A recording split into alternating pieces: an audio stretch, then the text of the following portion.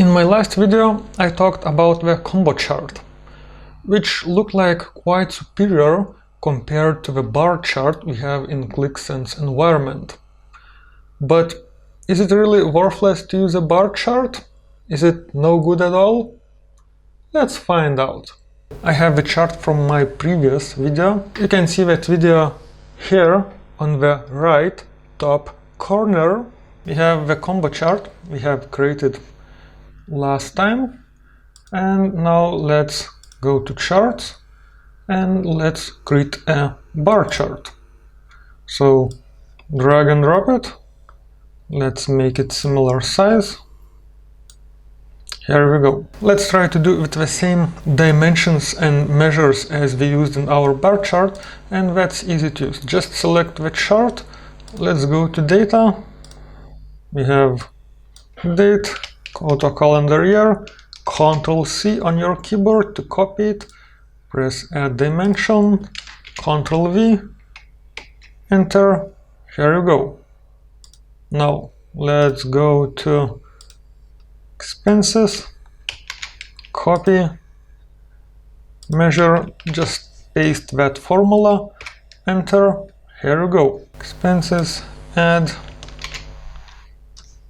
enter, here you go. We have created a bar chart very easily, and now let's see what are the main differences between bar chart and the combo chart, and is it useful or not. If you go through the menus real quickly, you can see, well, it has some kind of chart suggestion, but it will change to totally different, so let's not press that one for now.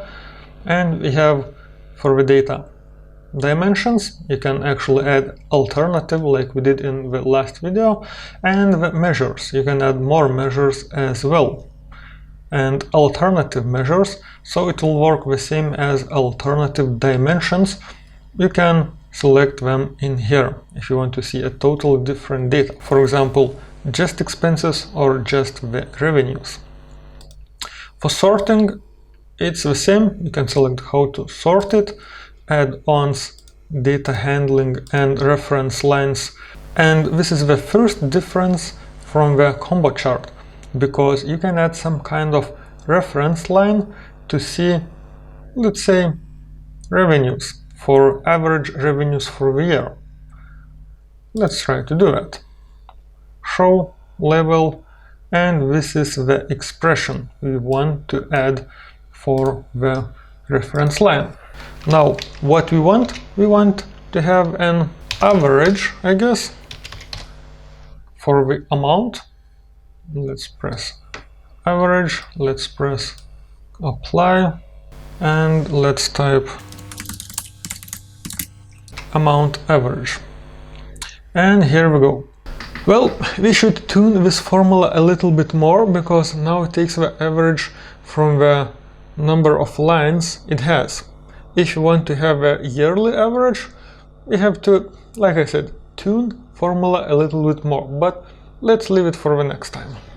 Or you can actually just type some kind of number, so it will not change and it will be as solid as it can be.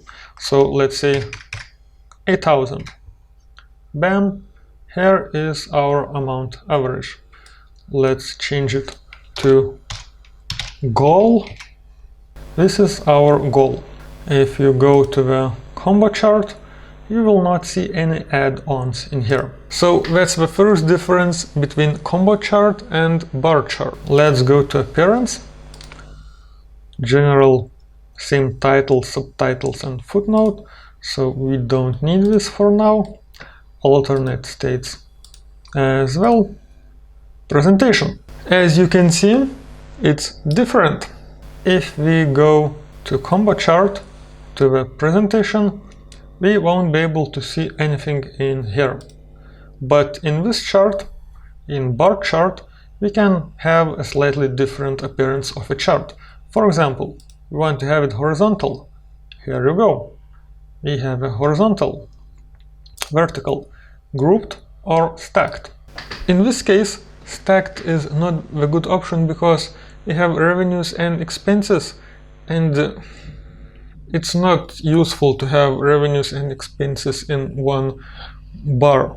But what we can do, we can have expenses for each room separated. Let's do it. So how do we do that? First, let's create a new chart for this one. Let's leave a combo chart here for now. Let's go to the pages, temp for now. Yes, let's go here. Let's create a bar chart. Let's make it slightly bigger. Our fields. So for the dimension, let's use years again. We can actually take what we want from here and just drag and drop. Select years, drag and drop it, and select add auto calendar year. And here we go. We have the first dimension. Let's go to the chart that I already created before. This is the chart from one of the first videos. You can find the link on the right top corner. It's over there, and you can see how it was created. But let's take some data from there for the easier creation of this new chart. We have this nice chart, and we have rooms and the expenses for the room. Let's go to data. We can see that some amount was used. Let's copy the formula and let's add the measure. Here we go. Now we have expenses, all expenses for all the rooms. But what we want to do, we want to have, well, to see expenses for each room. What we're gonna do, we're gonna add a filter to this bar formula. You can see more information about the filters in my previous video, which the link, you can find it on the right top corner. To have the data just for the room, we have to modify our formula a little bit. We have some amount. Let's press formula addition window. I don't like to remember many things if I can find them very easily on my previous work, for example. So what I'm gonna do, I'm gonna copy the formula I used before to this one, so I would not need to type it again. Well, if you're a physicist, it's okay. If maybe you can remember the formulas. I'm data analyst. I don't remember the formulas. I know how to use it. I know where to find them. And that's enough for me. Let's go to the chart we've been working before, and in this one we had a formula with filters, and we have different rooms in here already. Here we go. It's a little bit bigger formula that we need, so just copy what we need. We need sum. This is our filter. It was days. Now we're gonna use not days, we're gonna use another value. Let's leave this one as it is. Now we have sum again. Yes, room L has, and we had sum before, so let's add the same amount again. Just know how your formulas are created and how they work, so you will not need to remember them. Just take it, modify, and you will have it. That's the easiest way. So now we have sum of the expenses, which is amount, the column called amount in our chart, and the filter is applied for the room called Ilkas. Let's press apply, and you can see it got different, and the values on the left side got smaller as well. Now we have two more rooms, so let's just quickly create columns for those rooms as well. Let's go to this formula. Let's copy it. You can press cancel in here. You can actually label this one. Like, let's type the name of the room. Let's add that formula again. Let's change the name of the filter to a different room. Here we go, another room. Let's label it as well. And there is one more room. The same formula, the same filter, just a different name of the room. Enter.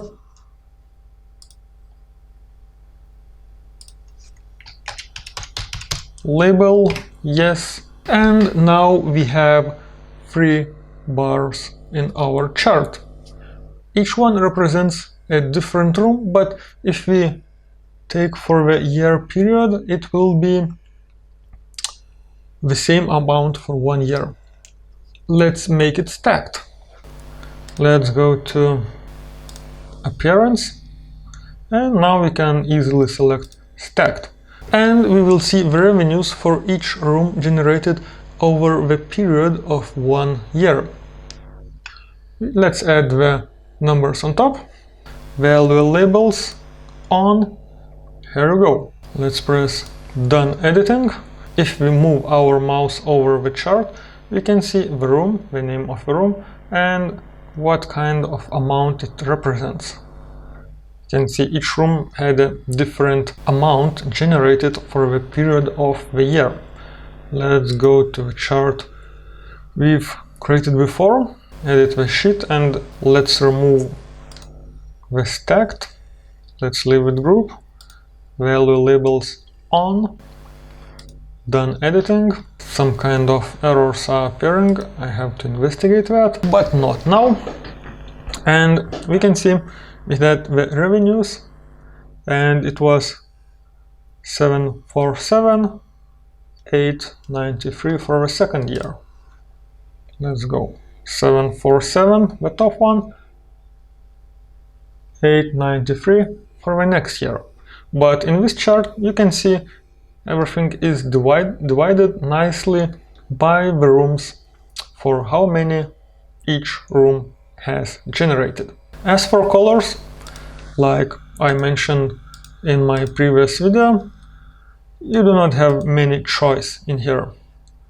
You can leave like auto, or you can try to select something, but you don't want to have the different rooms with the same color, don't you? So single color is not an option for us. Multicolor, the same as it was before. You can select 100 colors. It looks even worse. I mean, these colors is not a strong side of Qlik Sense. That's for sure. So it looks even worse. Let's leave those 12 colors. You can try to select by measure. It looks terrible as well. And expression. Everything combined, this is not what we have been working for. Let's leave multicolor. Actually, let's leave auto, as it's the best option for now.